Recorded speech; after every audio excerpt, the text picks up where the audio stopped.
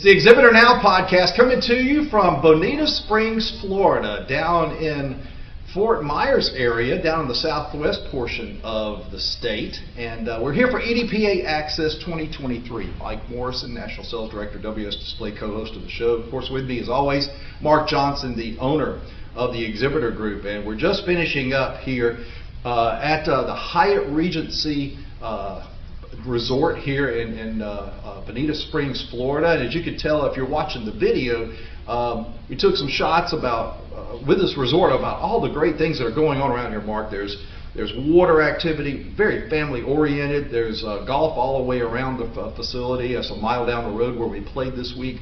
We're just wrapping things up here for EDPA Access, and as we wrap things up on day 3, what are your takeaways from the event for 2023? Well, I think one of the things that we talked about, or they shared with us here too, is the growth that the industry is experiencing. You know, last year at Exhibitor Live, we saw a lot of it coming back, and EDPA's Engage event had a record attendance. Right. And this year at the Access, it's another record attendance. So things are coming back. We're seeing a lot of activity going on. We're also seeing a lot of new faces. We're still seeing, again, 30 to 40% of the people that are new to this industry, and there was a lot of first-timers at this event, which was really great to talk to them and help them bring into it. I know when I started 30 plus years ago, it was because of the help of a few people that really brought me under their wing, introduced me to the industry and helped with it, and the amount that I've learned over the years from those people at events like this, it's been great, so I really enjoyed it. A lot of content we talked about for the last 3 days. You and I got here early. You got here even earlier than I did to try to make it a weekend trip with the wife and everything. And I got here on a Sunday in order to take an extra day and just to try to take advantage of some weather. Of course, we played golf on Tuesday morning, the first morning of the event, and unseasonably cold. It was in the low 40s. Upper 40s, lower 50s, which for golf is kind of unbearable, actually. Yes, it is. But we did that, and then of course we jumped into the content aspect of the conference. Finished up with the award ceremonies last night. Got a lot of people getting some very great recognition who really deserved it. I think of Rob Cohen, who received the Hazel Hayes Award. That's the highest honor bestowed upon an EDPA member here at the event. Sandra Braun with Nth Degree, who won the Ambassador of the Year Award. Of course, we know her for her work with the Randy Smith, and they're in Atlanta. So 2 great people receiving great awards. Yeah, and Amanda, Designer of the Year, she's one of our new employees.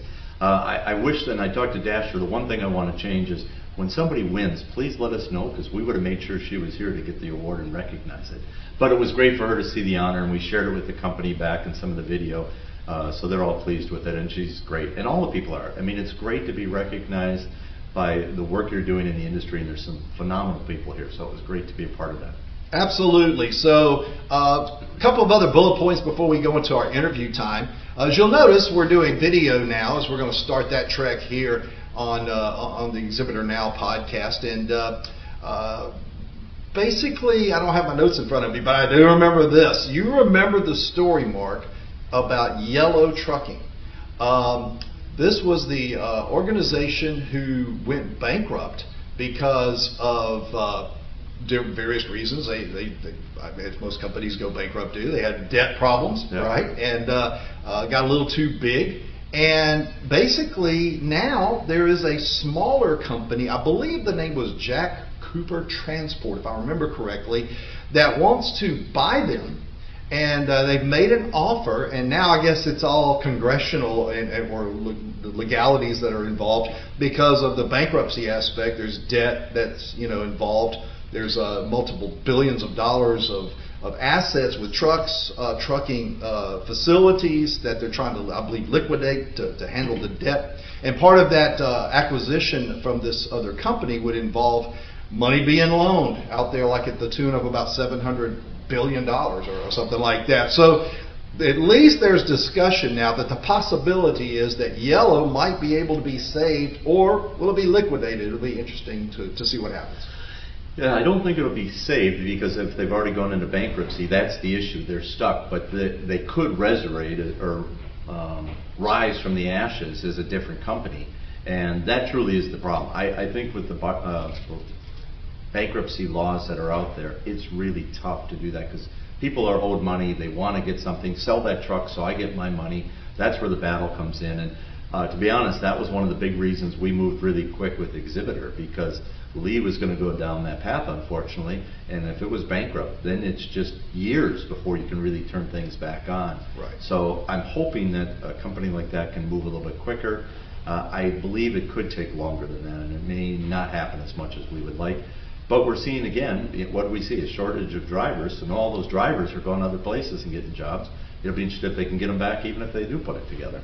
And that's what the article that I read stated, was that a lot of that business went to other places, other companies, and they might have a little input on what happens. It's like, well, actually, we've seen growth because of the situation. So you might see a little bit more than the legalities come into play, but also the industry itself might not be too keen on having another major competitor come back, even as a leaner company with less debt and less maybe trucks on the road. But it'll be interesting to see what happens as Yellow has always been a major player in the trade show and live event industry. Also, finally, before we go into our interview time, we noted last week that RSNA is happening. I believe it may have already finished this week. It just finished up in Chicago. Yep. And that was the first show for Freeman implementing their new rigging rules. So as we mentioned last week, we have writers, you have writers that are there covering that. So I'm really eager, chomping at the bit to hear what feedback they have coming off of that. I bring that up because I just had a situation with one of our clients. Now it's not, I'm not sure, I haven't confirmed if it's a Freeman show or not, but the Los Angeles Convention Center just had rules shown to them that if you've got a wall that's over 12 foot tall, it has to have an engineering stamp. And apparently some people didn't even know that. And that may be common sense for a common knowledge among many of our industry people, but this was a person that bought one of our custom exhibits. It was a 12-foot custom wall, and they're having to tie it off to the roof. And he's like, that's extraordinarily expensive. And I'm like, well, the other option is not exhibit at all, you know, or you might be able to modify your wall, but your graphics are already made. So you've got a lot of challenges there you have to take. So this whole rule of engineering stamps and all of these other rules that are coming to play will be real interesting to follow in 2023 for the rest of what's left of this year, plus 2024. Yeah, and that was one of the topics here, obviously, this week, and we wrestled with that a little bit. And as you said, we've got our writers who first brought it up and have been trying to follow the story, and we will get more information to the readership as it goes. We also are working with EDPA and ESCA. Julie's actually put an initiative together to help us talk to Freeman and work through these things and see what's going on. All of us realize there's things that happen, costs, changes, whatever, that go into it. But as you mentioned earlier, it's the big thing is the knowing ahead of time. You know, if you know ahead of time, it could be a $5,000 problem, and you can solve it pretty easy. But if you're knowing it on the show floor, you're now putting zeros behind that, and it becomes a big issue of what our customers, our end customers, are getting into, and they have no choice.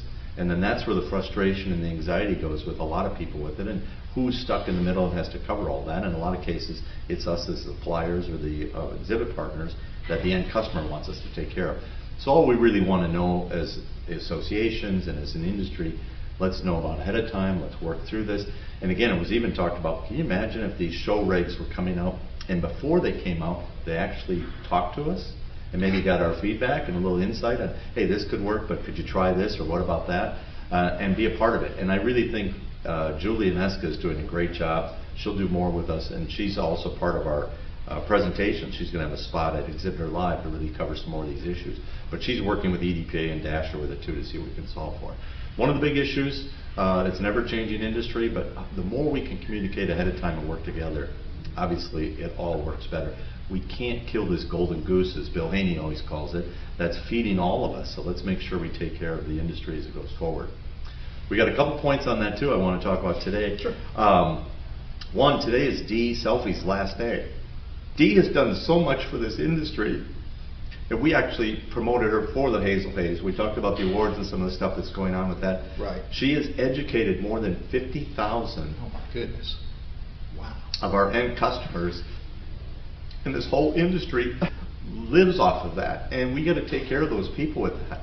So Dee's just chose to go do some other things, and we support her with that. I can't tell you what she's done for this industry and for Exhibitor. We want to honor her in every way we can. We're going to continue to promote her work and stuff as it goes forward, and we wish Dee nothing but the best. But little sour day is, today's her last day. She's going to continue to work with us and help us in the transition, but official day-to-day duties are done today. So I wish Dee the best. I've been doing Mark Exhibitor for a number of years. It was the first show I did when I came into this industry back in 2001, and Exhibitor was just always a staple. So I've watched that education be paramount with this, and it is a class act because there's always hundreds of courses that you can take, the CTS members can take and be university affiliated and receive that credit. So it obviously has a lot of class with it. To see the pioneer of that aspect of Exhibitor leave. Of course, we've seen transition happen all throughout this transition period, and it's just what happens when companies change. But it is tough when one of the good players makes their way out and goes in a different direction. Randy Acker comes to mind. We were just off mic a little while ago. Actually, Randy, if you're watching this, we were just mentioned your name about how much you played into this role of Exhibitor Group and Exhibitor Media Group, if you will, back in the day. And I traveled the road with him too. We did things together at the same events where he spoke, and it's tough to lose the good ones. Yeah, I worked with Randy for years too, and he's really one of the good ones with it. And actually, Randy was president running the day-to-day, but prior to that, Dee actually played that role for a while. She was actually president of the company for a while with Lee, and really was taking it off. But she had the insight for the education. We're continuing the CTSM program. We're going to only expand and increase that. I know there was some concern, is that going away? No, it's not.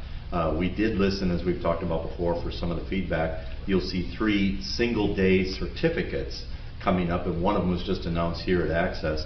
EDPA is going to have a separate track for the EDPA, the supplier side, and there will be a discount for EDPA members, and we're working with their education group. Steve Deckel is the main guy driving that with it, and Jeff Hanna and I will be working with them and David and the whole team to make sure we create that education path for the supplier side. As we're seeing, again, 40% of the market is brand new. All the people that are coming here from both sides. And we've actually heard in some of our surveys, the end customers, one of their concerns is they don't have a team at their exhibit house partner that's educated enough to really help them. If they're more educated than their partner, it's out of balance. So we've got to make sure we take both sides of it. And we're really excited about the opportunity with that exhibitor. We know Exhibitor Live's coming up here just a couple of months. But again, it was a good show here with all the highlight. We talked about some of that education and good content. Several of the speakers from sustainability and that will also be at Live, coming up with some of the new and up-to-date topics and data that's going forward. It's a lot of stuff, a lot of things that happened this week here in Bonita Springs, Florida and Southwest Florida. So what we're going to do is take a quick break, as we always do. We have a special interview time that I did with Julie Kagy. As many of you know, she's taking over the reins of ESCA. So Julie and I had an opportunity to sit down and just chat about things. Of course, for next week, by the time our next week's show comes around, we will have already completed the winter award ceremonies and the see you later, if you will, or good luck retirement get-together for Larry Arnaday, who's the previous executive director of ESCA. So, but we sat down with Julie. We picked her brain on what are some of the things that are going to be changing with ESCA. What are the things we can look forward to? So let's take a quick time out, come back with that interview with Julie Kagy here on the Exhibitor Now podcast. It comes up next after this. Welcome back to the Exhibitor Now podcast. Mike Morrison from WS Display, back here at Bonita Springs, Florida for Access, EDPA Access 2023.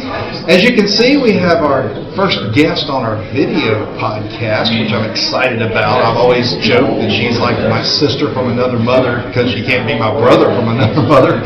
But Julie Kagy joins me now, who came down to make the conference. And busy time right now because we're getting ready as soon as you and I both, we leave here, we go home, we repack, and then we turn around and head to Dallas for the winter awards ceremonies, where there'll be a lot going on there before we start diving into that, and also the transition of what's happening with you and ESCA. Welcome to the show. Again, you're always on our Association Focus podcast, one of the better disciplined associations who gives us the updates on what's going on with their association. And there's always a lot going on with ESCA these days. So you look well, hope you're doing well, and welcome to our show. Wasn't I on one of your first podcasts? Oh, yes. Years and years ago? Oh, well, Dynamite? Yeah. Probably. Yes. So then I feel honored. So if this goes to a hologram, I get to be first. You're the first guest that actually comes onto the video side. I've done like so many years of audio because of the face for radio, so this is a transition for me as well.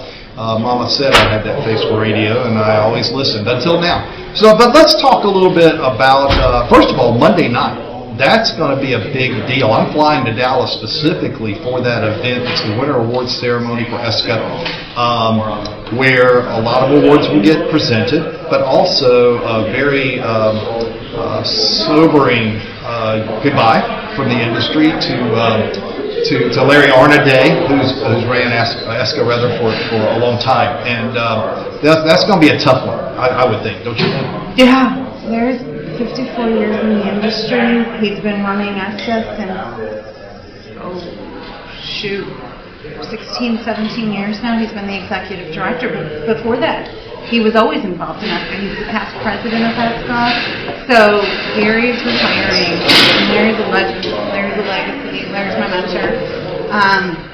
He's played a pivotal role, not just in ESCA, but in our industry. So yeah, we're going to be celebrating that.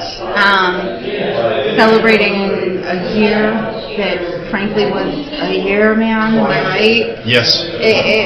2023, where 1,000 shows happen in a compressed schedule, everything activated and lit up all at once, and so celebrating that we made it. Absolutely. Giving up some really good awards. For ESCA, I'm pretty excited. We are going to have 14 past presidents in the room at one time. How cool is that? That is crazy. Yeah, so I'm very, very excited about that. Now, I know we off mic we chatted about don't mention the taking over and the congratulatory aspect, but seriously, congratulations on becoming the new boss lady for ESCA, because that is, and I've seen a lot of movement lately. A lot of things are advancing, some collaborative partnerships that are happening on behalf of ESCA. The most recent one, I believe, maybe you could talk a little bit about from a technology enhancement, from what I understand. Yeah, we have a few technology enhancements and a couple new partnerships. So we're partnering with 42 Chat to be our chatbot and really work to elevate our event and take it to the next level as far as engaging with our attendees and streamlining communications. The second one is with Event Aid, which I don't know, for those of you who know that Jay Tokash, he's definitely one of the innovative geniuses in the events world, and this is, kind of the latest from Jay. Right. So it's going to change our educational connection with the audience. You're going to be able to communicate with the speaker. You're going to have takeaways. You're going to have your notes. You're going to have the voice, the PowerPoint, the everything, and you can continue the conversation after the event. So we're going to launch that at our June summer conference. I'm very, very excited about both of those partnerships. And then we have Event Mobi that does our mobile app. I mean, we have so many great partners that are so willing to support, elevate, work with us to change the events industry and hear that feedback on where we were, where we need to be, and the issues that we're so excited about. Anytime you get a new head of anything, when there's a transition period, there's always some things that will change. If you had to, and I'll pick one. I'll ask you to throw one out there. Since we've already talked about technology, maybe what else can we expect to change in the face of ESCA moving forward for its members and for the industry? Well, I mean, I'm going to tell you overarching, I have three. I won't talk about all of them. That's fine. So I am excited to take on the executive directorship of ESCA. I have to give a lot of kudos to Larry. He's very intentional. He did this, and it's been a very smooth transition. It's been years in the making. So my top 3 initiatives are membership value, meeting enhancement, and education, and the ESCA badge program. That's the one I want to talk about. Yes, absolutely. That one's huge. So our number 1 focus in 2024 is going to be enhancing, growing, and innovating within the ESCA badge program. So at ESCA we have 2 new hires now. So we have Rachel Rodine join us as Director of Education and Events, and Karen Murphy is going to be joining us as the Director. The other boss lady, by the way. Oh, the boss lady, the Director of Client Engagement, and she's going to be really driving that program, the ESCA badge program. And Mark Murphy, our Director of IT, he's the brains behind the operation. So we have, in Q1, I think we have 27 separate lines that are going to have to all innovate at the same time to enhance that program. So you're going to see things like we're working with vendor approval, visitor access, getting Safety Act certified through the Department of Homeland Security, changing payment methods. Mark just launched a new website this past weekend, brand new website was launched to go with the ESCA badge program. So we are hoping that by the end of 2024 that we've taken what Larry and Mitt and those that came before us created and brought it to its next evolution. And in integrating so much technology, but really safety, security, usability, consistency. If we do this right, the badge should be able to be used nationwide and add even more levels of safety and security to our members and our trade show and events family. I'm gonna, at the risk of asking, as I've watched ESCA develop, I've watched. It's like around 30 facilities somewhere between 20 and 30 facilities that the ESCA badge is applicable. I don't know the exact number. It just seems to me that there should be more of those out there involved with the ESCA badge. And I don't know why.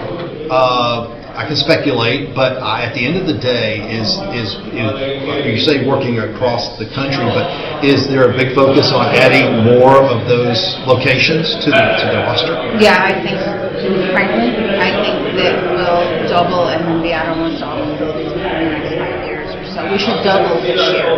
But we're actually holding back venues at this moment and asking them to wait just a little bit because we want to roll out all of these enhancements. It is our number 1 focus. It is our biggest capital expenditure for 24. Once those roll out, then we want to add the new venues. But we want to do it once and do it right. So if we can wait just a few months and, really work on enhancing the program. I mean, we're having roundtable and user group meetings with the venues that are using it, letting them play a part of this next innovation, getting really candid feedback on what works, what doesn't work, engaging with the contractors, engaging with the communities. There's a lot to do, but to answer your question, that's our goal, is to make it so easy, so safe, so secure, that everybody just wants to be invited. I mean, we're a nonprofit association.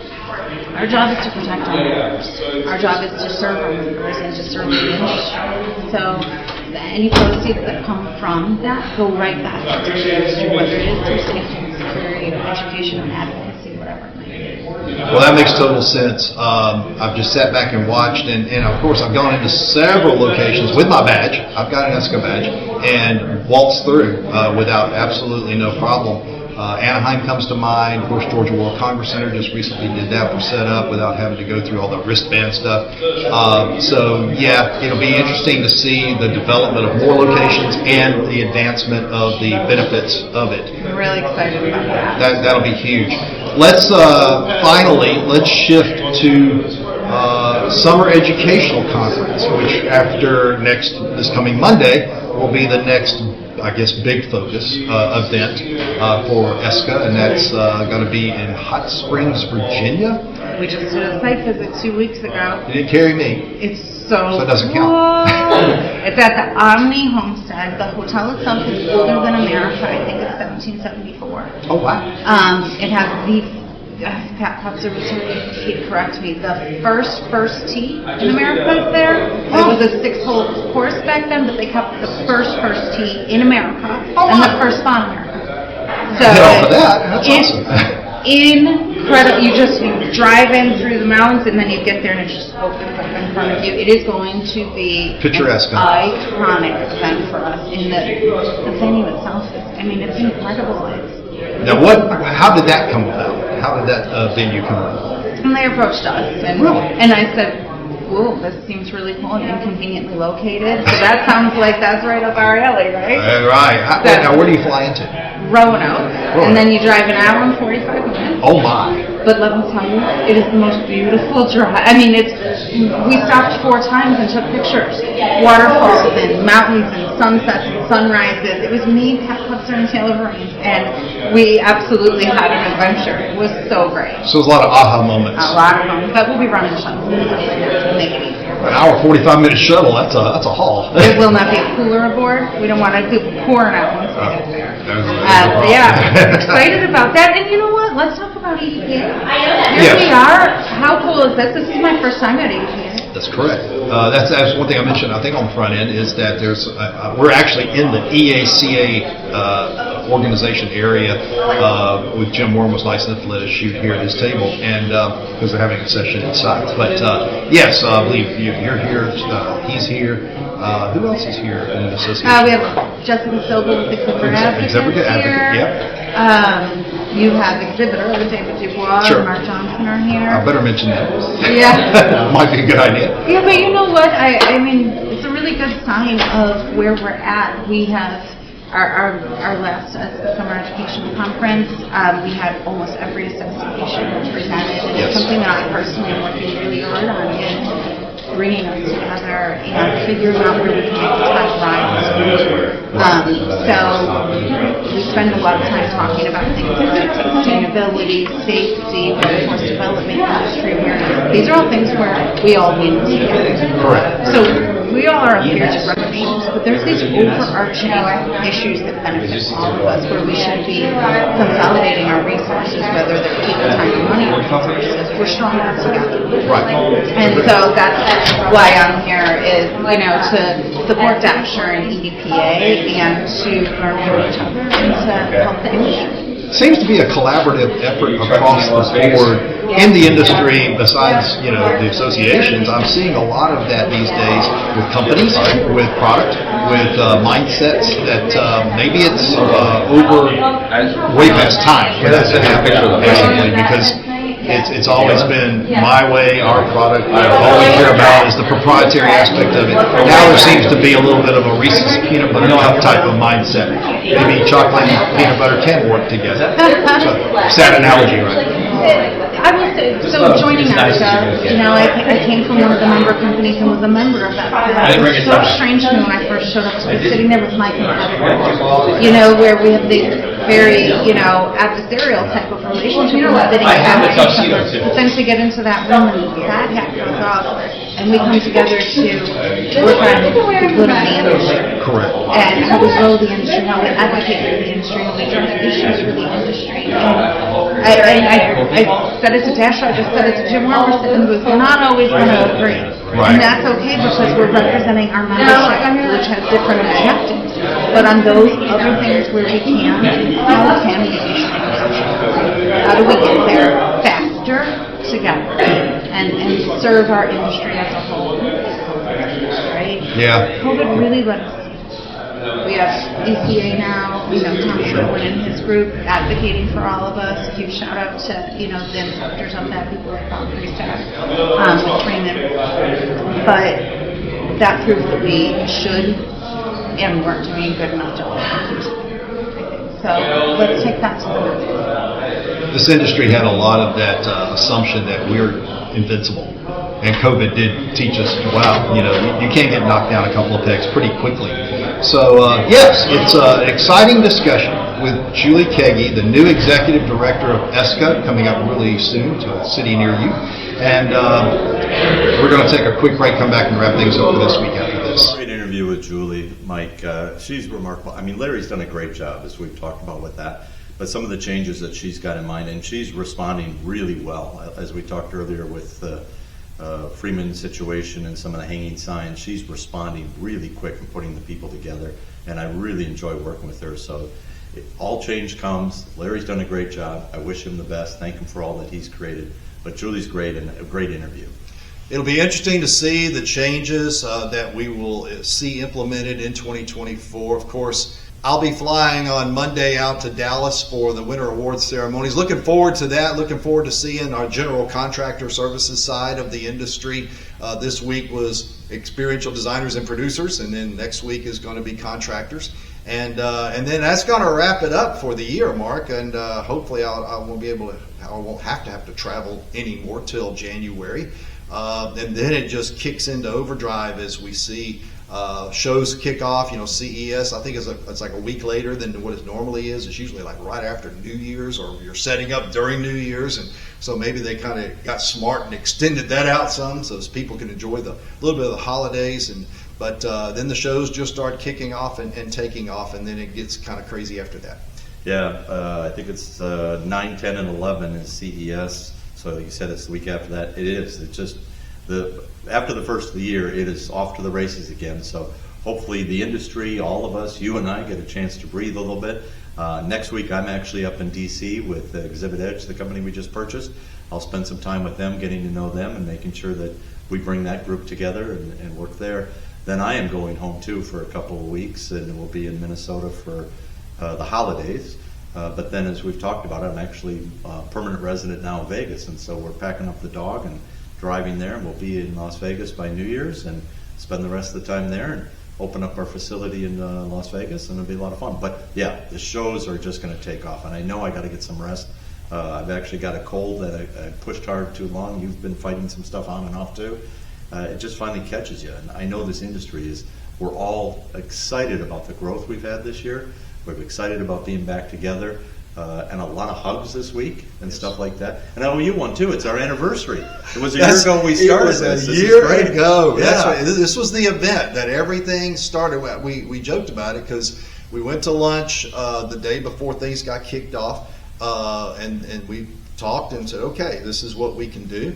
I pretty much told Don, thanks and appreciate the memories, and he's rocking and rolling, doing his thing. I did see where he and Chris Griffin they're going to take Exhibit Builders and kind of go that way with their first podcast on Exhibit City News. I wish them the best of luck. Yeah. I told Chris, I said, you've got a great audience with the content that you're doing. And that's what it's all about at the end of the day. It's about content, and people can see what's going on. And what we know what's going on in our industry is it's time for the holidays. We're going to wind down. I did talk to Sandra Braun last night. She's going to come on the show and talk to us. Hopefully we'll have that next week. If not next week, it'll be shortly thereafter. Rob Cohen, will reach out to him and get him on from the major award winners. You got a designer of the year that you should be able to hook us up with. I get Amanda on the show, yeah. Get her on the show and talk about everything. And then we'll get ready to really focus as we head into the sprint towards Exhibitor Live coming up in Nashville, Tennessee at the end of February. So we appreciate you watching our first podcast video side of this. Hopefully we'll do a lot more of these here on the Exhibitor Now podcast.